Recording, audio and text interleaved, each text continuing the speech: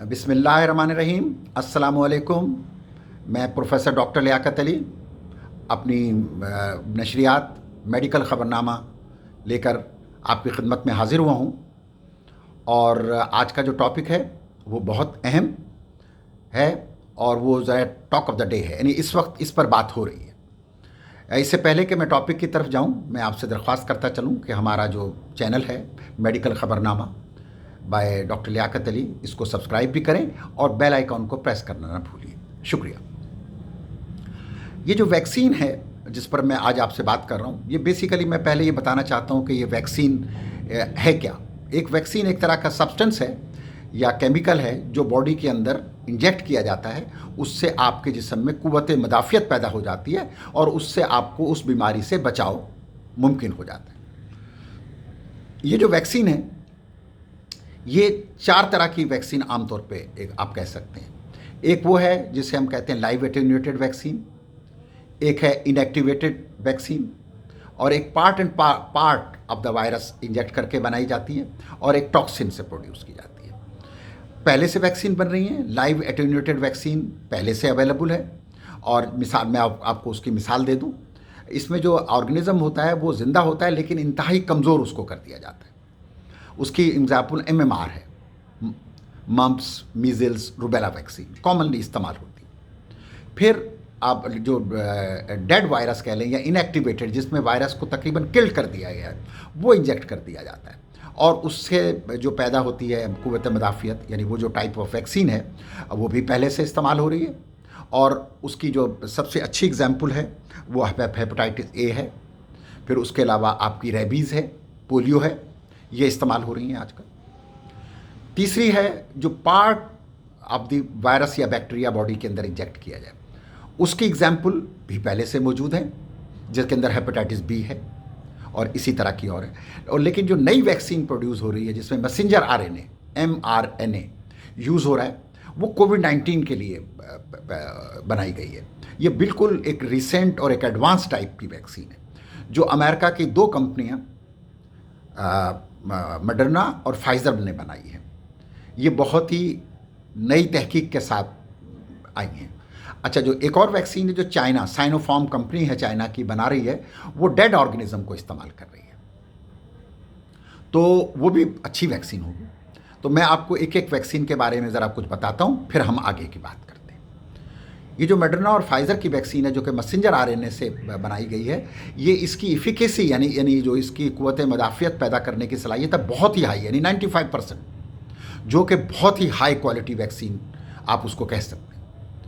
अच्छा, जो Chinese vaccine है साइनोफार्म, वो अप टू द 90% तक कुव्वत मदाफ़ियत पैदा करे, तो वो भी अच्छी। फिर जो मैसेंजर RNA जो फाइज़र और अपनी मॉडर्ना कंपनी बना रही हैं, इनकी जो साइड इफ़ेक्ट्स हैं वो बहुत कम है।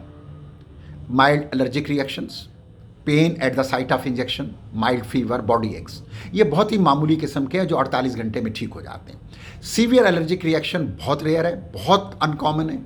अगर वो होता है उसको एनाफाइलेक्सिस कहते हैं, और वो ट्रीटेबल है, तो वो भी आराम से आप उसको ट्रीट कर सकते हैं, तो वो भी कोई इतना बड़ा मसला नहीं है। तो आप कह सकते हैं कि ये वैक्सीन इंतहाई सेफ वैक्सीन है और इसके रिजल्ट्स बहुत अच्छे।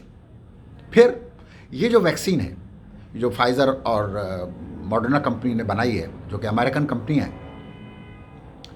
इसकी जो कॉन्ट्रा इंडिकेशंस हैं वो सिर्फ ये हैं कि बच्चों में नहीं लगाई जाती हैं, यानी 14 से 16 साल से कम के बच्चों में नहीं लगाएंगे, कम उम्र के लोगों में नहीं लगाएंगे। नंबर 2, इम्यूनो कम्प्रोमाइज़ लोगों में नहीं लगाते हैं, इसलिए कि उनके अंदर ये वैक्सीन का रिज़ल्ट अच्छा नहीं मिलता है। फिर वो जो पेशेंट है जिनकी हिस्ट्री है ड्रग्स से और वैक्सीन से, सीवियर एलर्जिक रिएक्शंस के, सांस के मरीज़ हैं, एलर्जी के मरीज़ हैं, उनमें ये कहते हैं कि नहीं लगवानी चाहिए। तो साइड इफ़ेक्ट बहुत थोड़े से, जो इसके मना किया गया वो बहुत ही एक लिमिटेड लोग हैं, और शुरू में ये फ्रंट लाइन वर्कर्स को लगाई जाएगी, जिनमें doctors, paramedic, front line soldiers वगैरह आ जाते हैं। फिर उसके बाद the people above the age of 75, फिर 65, और फिर एडल्ट्स में उन लोगों को पहले लगाई जाएगी जिनको पहले से बीमारियां हैं, यानी दिल की बीमारी है, ब्लड प्रेशर है, शुगर है, ओबेसिटी है, फिर उनको लगाई जाएगी, फिर जनरल पॉपुलेशन पे आएगी। अमेरिका में जो वैक्सीन है ये लगाना शुरू कर दी है 2nd वीक ऑफ दिसंबर पर, और ये लोग लगवा रहे हैं और वहाँ कोई प्रॉब्लम नहीं है, मिलियंस एंड मिलियंस लोगों को ये लग चुकी है। तो that's a very healthy sign कि we are moving in a very right and the positive direction. अच्छा जी, फिर इसके बाद मैं आता हूँ इसकी यूज़। अब एक कॉमन सवाल है कि भाई एक आदमी को कोविड-19 इन्फेक्शन, कोरोना इन्फेक्शन हो गया तो उसको ये वैक्सीन लगवानी चाहिए कि नहीं? यस, लगवानी चाहिए। जब वो ठीक हो जाए, आइसोलेशन से निकल आए, तो उसको भी ये वैक्सीन लगवानी पड़ेगी।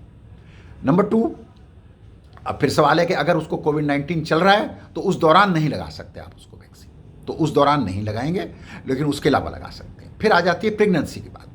ये बहुत अच्छी बात है, लेकिन इसके बारे में अभी मैं कोई बहुत एतमाद से ये बात नहीं कर रहा, लेकिन अब तक के जो रिजल्ट्स आए हैं ये कहते हैं कि आप अगर लगवा लें तो आप प्रेग्नेंट यानी कंसीव भी कर सकते हैं, और जो लोग प्रेग्नेंट हैं वो भी इसको लगवा सकते हैं। और लेकिन इसके बारे में चूँकि डेटा अभी बड़ा लिमिटेड है, लेकिन रिजल्ट्स बड़े इनकरेजिंग हैं। यानी प्रेगनेंसी पे इसके अभी तक कोई बहुत बड़े साइड इफ़ेक्ट सामने नहीं आए हैं। आगे चलकर अगर ट्रायल्स हों तो फिर अभी कुछ नहीं कहा जा सकता, लेकिन इस वक्त तक के जो रिजल्ट्स हैं बहुत अच्छे हैं। अच्छा, फिर सवाल एक और पैदा हो रहा है कि जो लोग वैक्सीन लगवा लें वो क्या करें? उनको एहतियात करनी पड़ेगी, इसलिए कि वो अभी भी वो वायरसेस किसी और से लेकर कैरी करके दूसरों तक पहुंचा सकते हैं। तो आप जब तक 70% ऑफ द पॉपुलेशन को वैक्सीन ना हो जाए, आपको वो एहतियात, यानी 4 एहतियात जो हैं कॉमन हमने कहते हैं, मास्क पहनना और बहुत सही तरीके से पहनना, प्रॉपरली पहनना, और नंबर 2 20 सेकंड तक हाथ को साबुन से धोना और बार बार धोना, सोशल डिस्टेंसिंग 6 फीट का फासला रखना, और बड़ी भीड़ और मजमे में जाने से बचना। ये आपको एहतियात करनी पड़ेगी जब तक 70% यानी 60 to 70% ऑफ द पॉपुलेशन को वैक्सीन ना लग जाए। और हमारे यहाँ तो अभी तक वैक्सीन का बहुत दूर की बात लगती है, क्योंकि हमारे यहाँ गालिब देखें जो अमेरिका में वैक्सीन्स हैं मॉडर्ना और फाइज़र की, उनके तो ऑलरेडी ऑर्डर बुकड हैं, वो तो शायद हमारे यहाँ बहुत लेट आएंगी। चाइनीज़ वैक्सीन का बहुत चांस है कि मार्च तक आ जाए, और वो भी शुरू में फ्रंट लाइन वर्कर्स को लगेगी, और फिर उसके बाद जाहिर है कि डॉक्टर्स, नर्सेज, और फिर ओल्ड एज के पीपल, बीमार लोग, यानी जो शुगर डायबिटीज़ के मरीज़ हैं, तो उनको लगेगी। तो उस वक्त तक मेरी आपसे एक ही दरख्वास्त है कि आप जो हम बार बार कहते हैं इससे बचाव के तरीके, यानी चारों, मास्क का, हाथ का धोना, सोशल डिस्टेंसिंग और मजमे और भीड़ से बचना, आप इस पे अमल करते रहें। इसी में हमारी बचत है और इसी में हम सबका बचाव है। आखिर में मैं आपसे रिक्वेस्ट करूँगा कि इस वीडियो को ज़रूर शेयर करें। आपसे मैं इजाज़त चाहता हूँ। अल्लाह हाफिज़। अस्सलाम।